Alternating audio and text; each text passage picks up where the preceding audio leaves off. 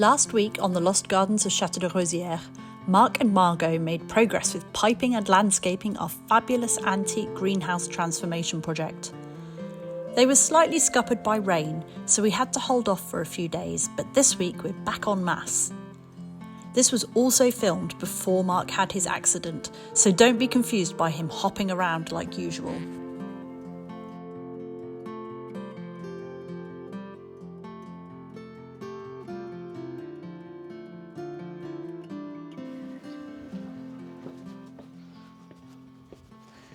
Good morning everyone, it's a much brighter day today and I'm back on the scene and I'm going to be starting by clearing the orchard which is in between the Mazzo and the Alpine Chalet and the greenhouse so that we can have a beautiful clear orchard and gardening working area.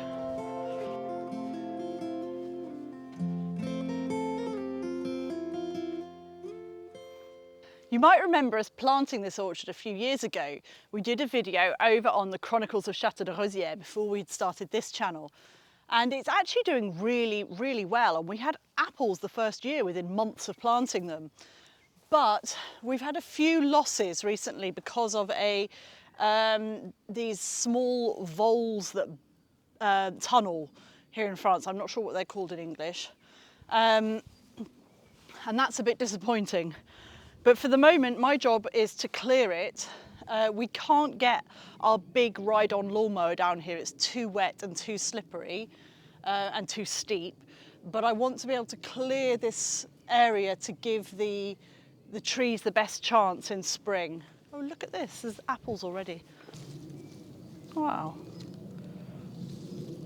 I've got Mark's complex micro drip irrigation system that I'm trying to clear out of the way as well, so I don't cut it.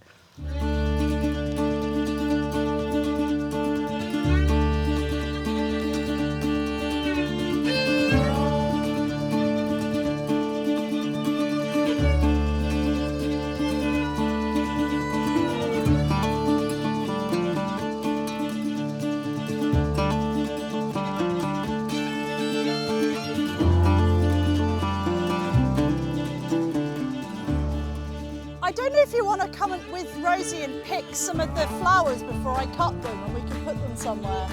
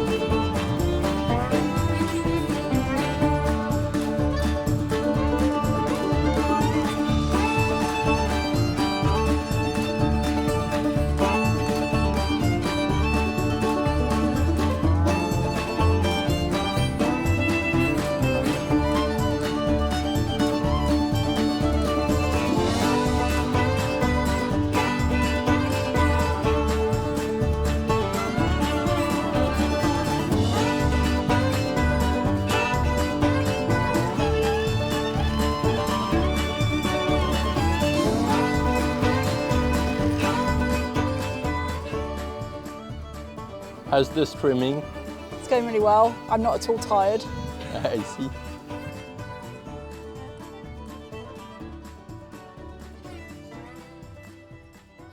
That's a vine that Anne gave me.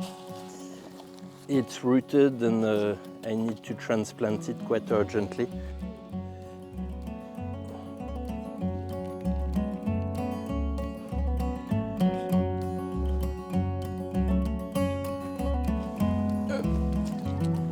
savala. This is a night blooming cereus that needs a tiny pot for drainage. I should really root it in dry soil, but it's small enough that it will dry quickly.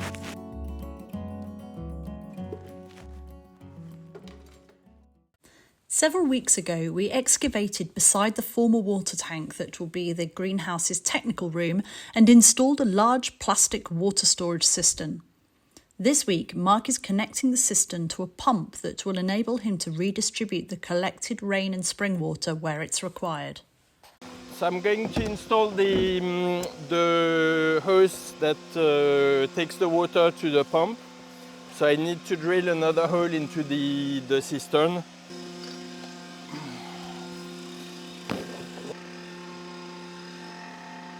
The problem I have is that I don't want the pipe to prevent the float from working. So I need to put it in a way where it won't be a problem. Much like the inside of a toilet cistern, this float will rise with the water level and will close the entry pipe to the cistern once it's full of water to prevent it from overflowing.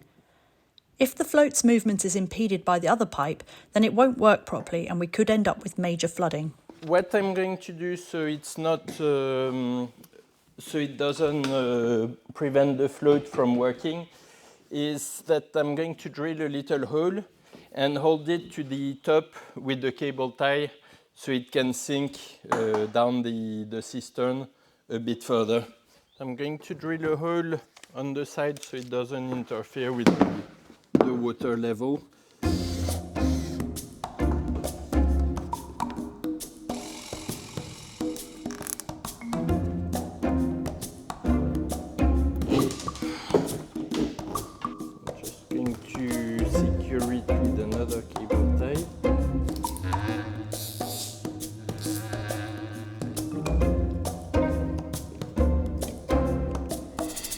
So this is the pipe for the pump that I need to connect to this end.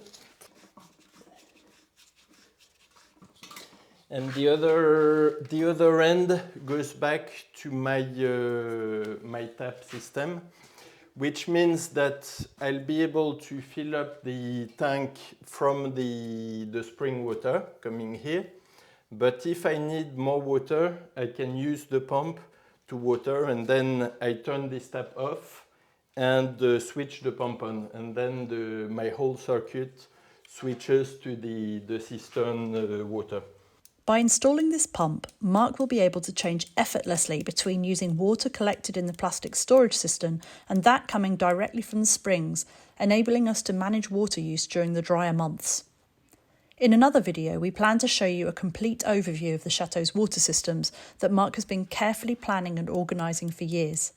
The system is designed to make the most of the existing springs, rainwater and some historic water storage facilities across the estate. So that's a pump connected, so all I need now is electricity and water. I didn't screw everything completely because I'll probably need to move things around a little bit.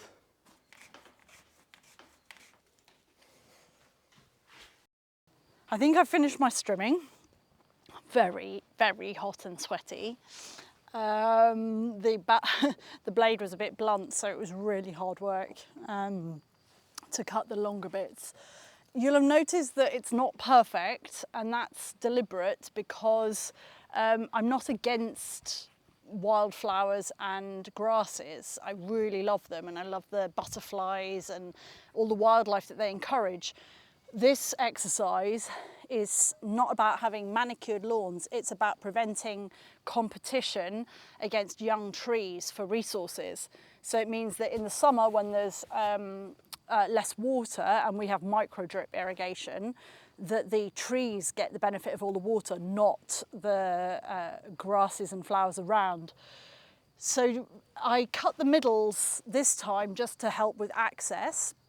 But what I'm going to do now is put the micro drip irrigation back in place, and then over the next few days I will be putting wood chips around the base of the trees to stop the weeds growing back immediately around them.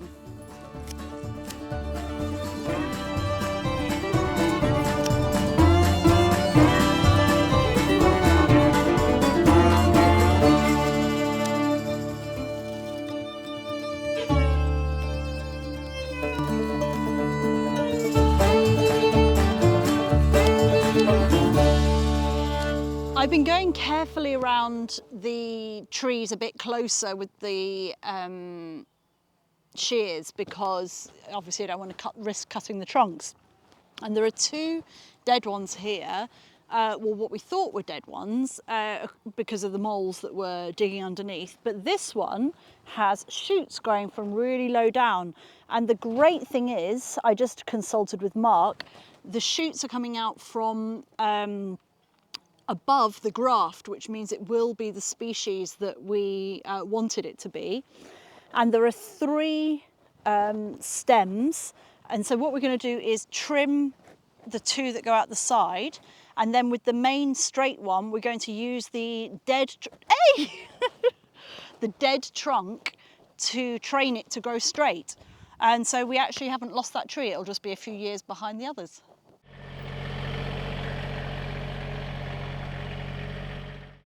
Last week we saw Margot pursue her love of stones in her expansion of the landscaped bench area beside the greenhouse.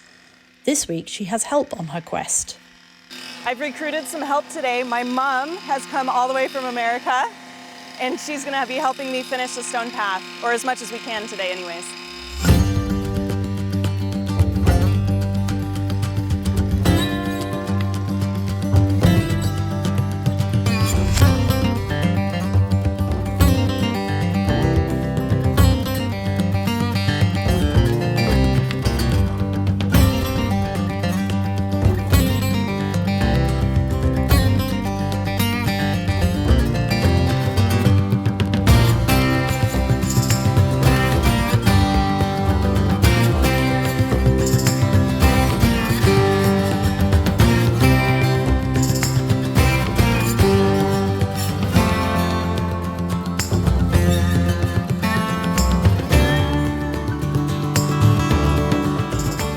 So we're almost done with this first flat portion here in front of the bench, and then we're gonna start building steps up, kind of curving up into the top, into the archway.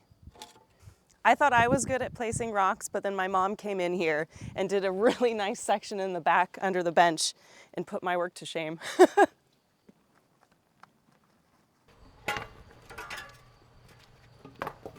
I finished my hard work.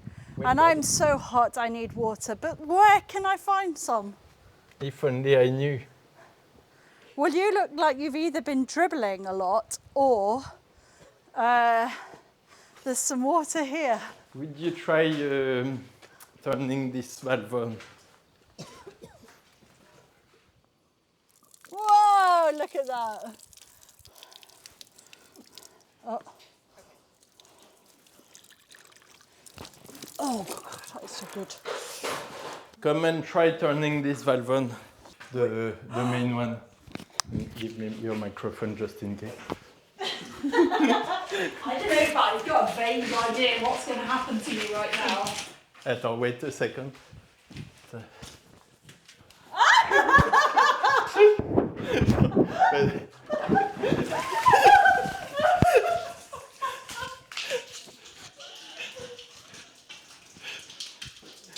Well, I'm cooler now at least.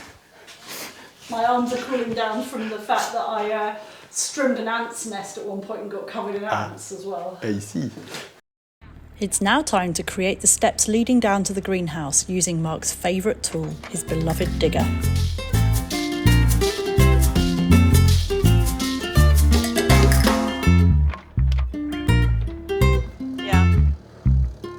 Yeah, that looks good.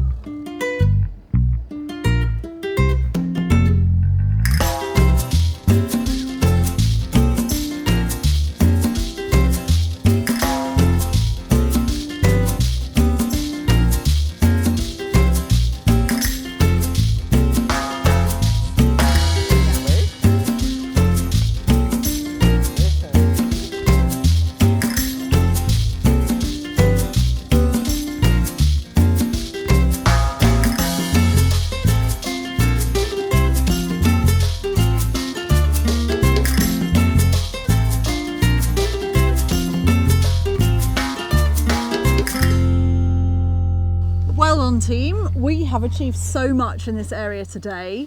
It's obviously not finished, but then nothing gets finished in just 1 day or 2 days. But it's time to go and get Clément, and then time to have a drink. I think so. Right here on the beautiful patio. Yeah. What do you think of it all, Mark? I like the drink idea. Thank you so much for watching, everybody, and we'll see you again next week. Don't forget to like and subscribe.